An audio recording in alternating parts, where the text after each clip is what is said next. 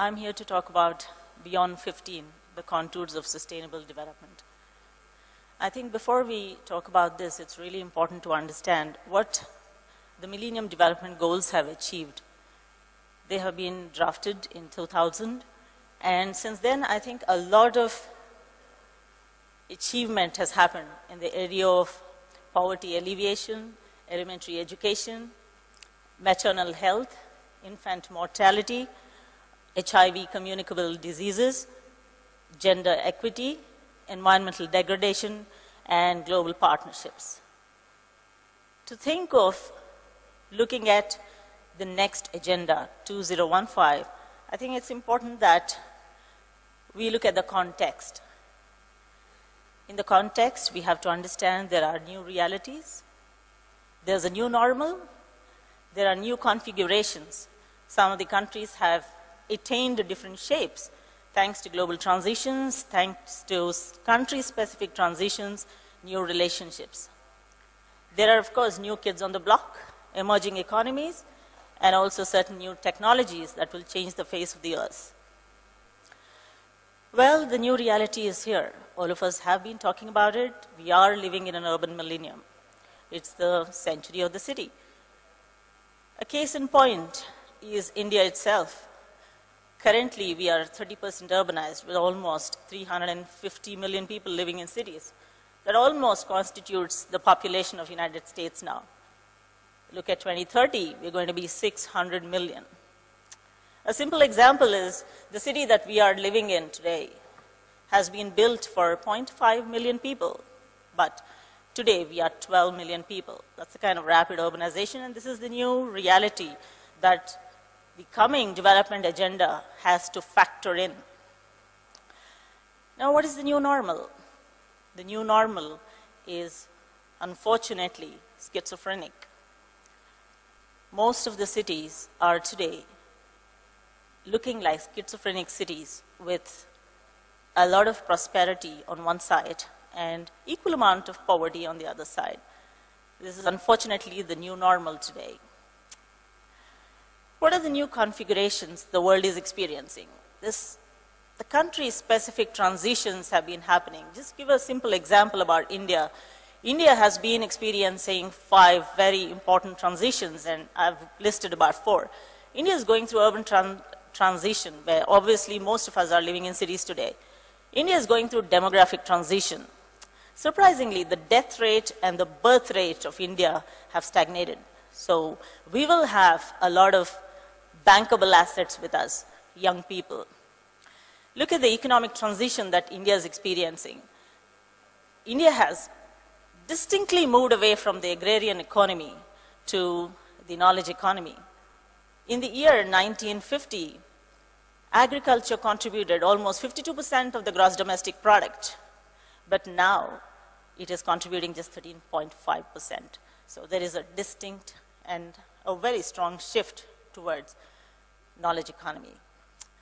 Health transition, my friends, India surprisingly has moved away from infectious diseases to NCDs, as we call non-communicable diseases like cardiovascular disease, diabetes mellitus, and cancer. I've just given an example, a transition that only India is experiencing. All the countries around the world are experiencing their own transitions. Now, the new development agenda has to factor in even this. There are a lot of new equations that are emerging around the world. Now, take a look at India. India at one time was compared to the other Asian tiger economies like Hong Kong, Japan, or Malaysia. But today, India is being compared to TIPS, Thailand, Indonesia, and Philippines. United States and India. Prima facie, you don't see any kind of connection in the economic profiles of the nations. But surprisingly, the health profiles of India and United States have started resonating to the same needs, non-communicable diseases. Rwanda and China, prima facie, no relationship, but if you really go back and check, both of the economies are growing at the same percent, 8% of growth. This is a very interesting thing.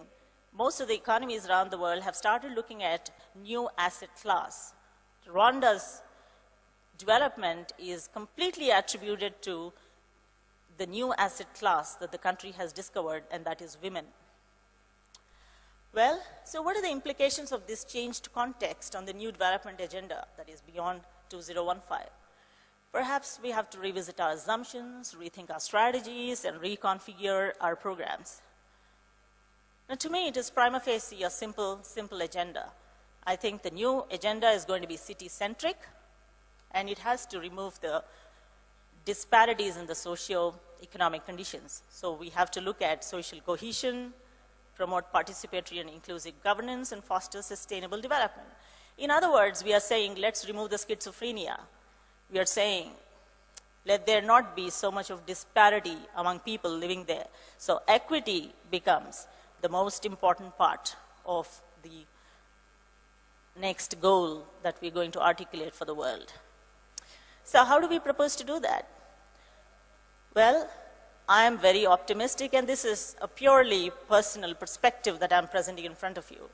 I think, according to me, cities collectively have all the answers for the problems. Cities have already developed a cure for the malaise.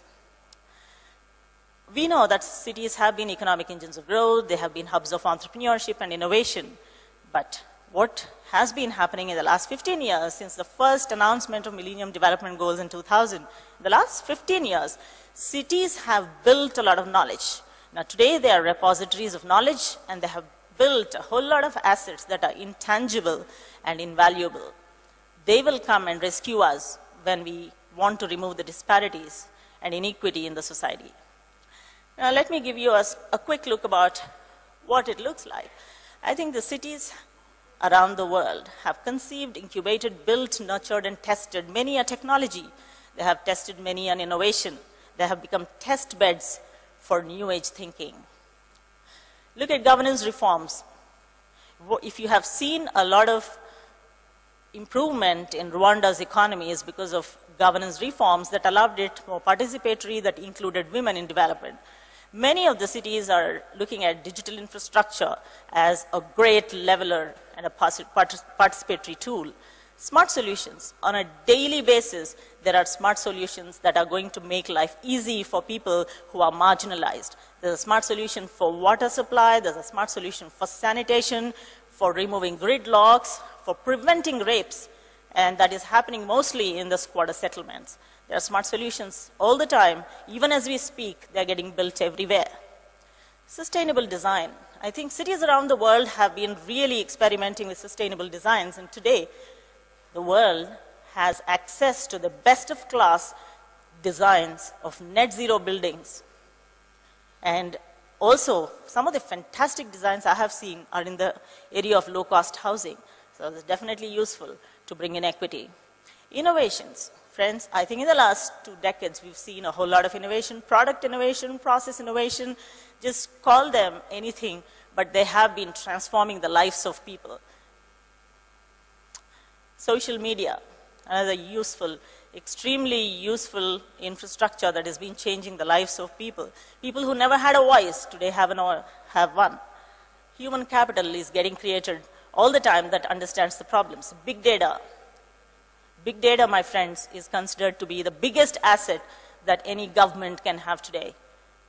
A lot of solutions are being built, a lot of tools are being built. In fact, the city that we are speaking, we are experiencing this whole revolution in big data in Hyderabad, where perhaps we have the largest user group in India and also one of the top in the world.